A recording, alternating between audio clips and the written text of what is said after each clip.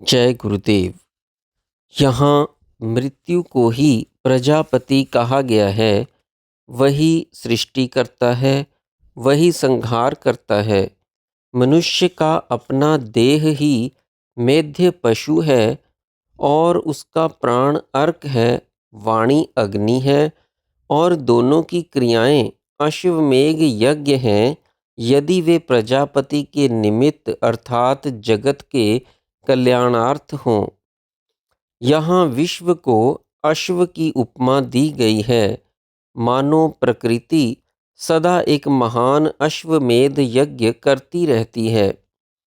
अश्व तीव्र गति का द्योतक है, इसलिए काल, संवत्सर और इनका कारण सूर्य सब अश्व हैं। सूर्य आग्नेय होने के कारण अग्नि ही है और अग्नि के यहाँ तीन भेद कहे गए हैं: सूर्य, वायु और प्राण। यह सबका अनुभव है कि जीवन का मूल आधार सूर्य की किरणें हैं। सूर्य की किरणों में प्राण शक्ति रहती है, जैसा कि प्राणः प्रजानाम उदयत्येषः सूर्यः से स्पष्ट है। अर्थात यह सूर्य प्रजाओं का प्राण उदय हो रहा है। वायु के बिना अग्नि नहीं जलती। अग्नि का धर्म प्रज्वलन है, जो वायु अर्थात ऑक्सीजन के रासायनिक संयोग की क्रिया मात्र है। प्राण जीवन शक्ति को कहते हैं। जीवन का भी श्वास प्रश्वास होने वाले वायु के रासायनिक योग से उत्पन्न ताप रूप वैश्वानर अग्नि से संबंध है। इसलिए सूर्य, वायु और प्राण तीनों अग्नि के रूप कहे गए हैं। तीनों में प्राण ही प्रधान है, जिसकी महिमा सब उपनिषदों में गाई गई है। अश्वमेध यज्ञ का सब वैदिक यज्ञों में ऊंचा स्थान है। दिग्विजयी राजा यह यज्ञ किया करता था, जिसका मुख्य अंग अश्व होता था, इसलिए इसका नाम अश्वमेध पड़ा। मेध यज्ञ का ही नाम है। इस यज्ञ में अश्व को 1 वर्ष के लिए खुला छोड़ दिया जाता था, तब उससे यह यज्ञ किया जाता था। यह यज्ञ प्रजापात्य कहलाता है, क्योंकि इसका संबंध सृष्टिकर्ता प्रजापति से है। यहाँ मृत्यु को ही प्रजापति कहा गया है, क्योंकि सृष्टि के पूर्व प्रलयकालीन मृत्यु का ही एकमात्र साम्राज्य होता है और सृष्टि की प्रत्येक रचना कृति नश्वर अर्थात मृत्युग्रस्त है। काल की कलना में मृत्यु और उत्पत्ति युगपद रहते हैं, इसलिए मृत्यु ही प्रजापति है और उसके निमित्त किए गए यज्ञों का फल भी शाश्वत नहीं हो सकता। यही बात यहाँ दिखाई गई है। यह अश्वमेध की उपमा कर्म कांड से वैराग्य उत्पन्न करने की एक सुंदर भूमिका है और साथ ही प्राण मीमांसा की प्रस्तावना भी है, जिसका विषय आगे आने वाला है।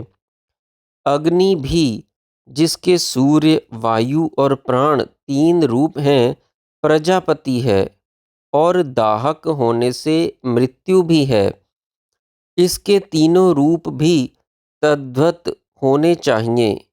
केवल अंतर इतना है कि कारण कार्य का प्रजापति है, जिसे प्रभव कहते हैं, और प्रतिप्रसव क्रम में कारण ही कार्य का लय स्थान होने से उसका मृत्यु है।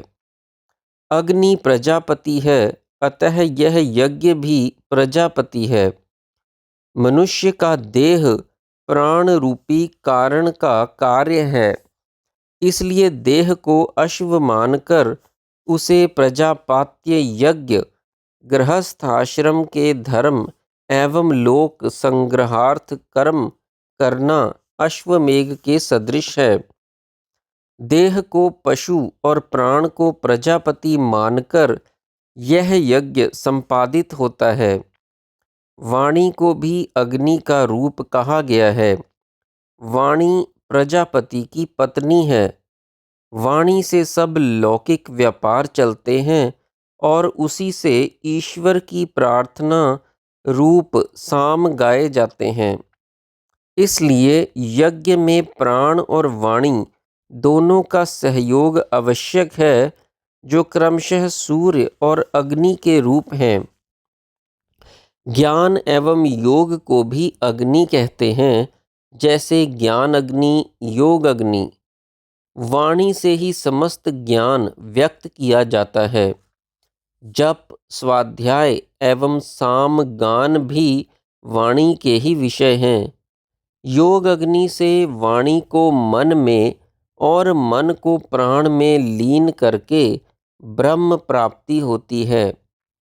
इस अभिप्राय से यहाँ अश्वमेधाद यज्ञों के कर्म अनुष्ठानों से विरक्त कराकर आध्यात्मिक अंतर्यागों की ओर मुमुक्षुओं का ध्यान आकर्षित किया जाता है, जो प्रजापात्य का उल्टा संन्यास मार्ग है। जन्म मृत्यु या उत्पत्ति विनाश प्रतिक्षण साथ साथ होते रहते हैं, यही काल की कलना है।